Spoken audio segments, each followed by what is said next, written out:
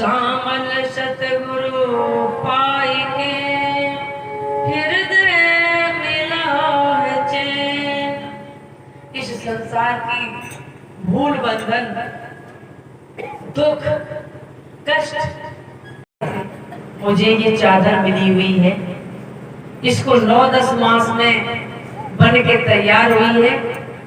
और जब ये बनाने वाला इसमें अच्छे अच्छे रंग भरने के लिए किसको देता है? रंगरेज को। तो वो कितने कितने रंग भरता है इस चूनर में। वैसे ही हमें ये जीवन मिला माता पिता से, लेकिन इसमें रंग भरते हैं गुरु। तो यहाँ बैठे हुए जितने भी भाई बंधु माता बहने हैं, सबसे मेरा अनुरोध है कि मेरे जीवन में गुरु जरूर होना चाहिए।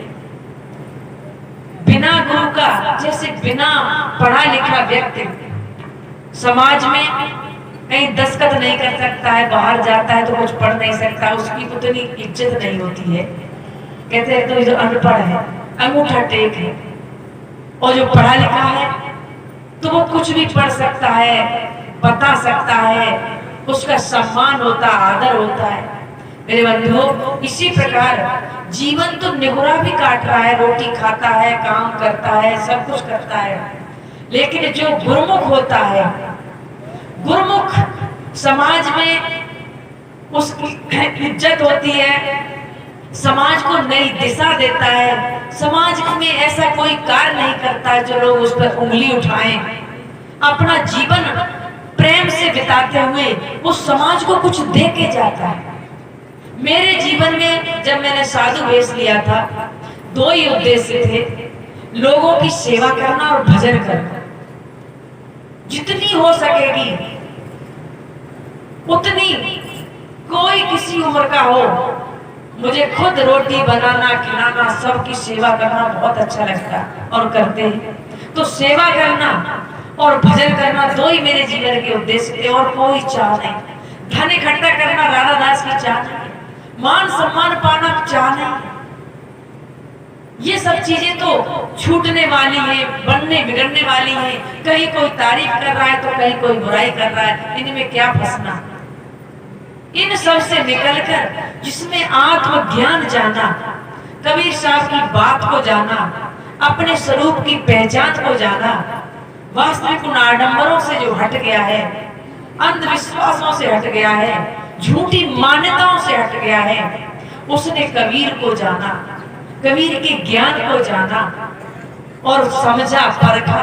उसी ज्ञान को हम सुनाते हैं। जितना हो सके मान लो, जिंदा जीवों की सेवा करना और भजन, परमात्मा के नाम पर पूजा कुछ करना है तो कभी एकांत में बैठ के अपने अंदर झांक के देखना, अपनी आत्मा से रूबरू होना।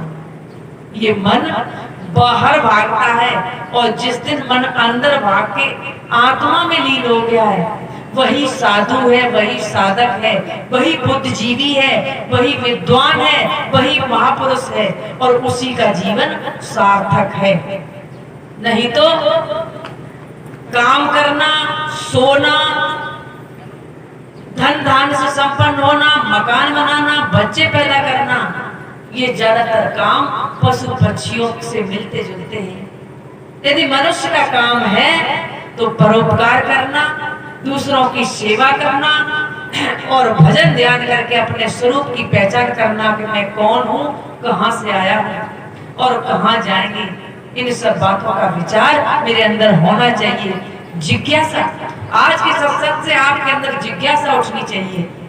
फिर कभी कोई संत आएगा, उससे आप पूछोगे, प्रश्न करोगे, और गुरुमुख होके अपने जीवन को धन्य बनाना। मैं अपनी वाणी को इन्हीं शब्दों के साथ विराम देते हैं।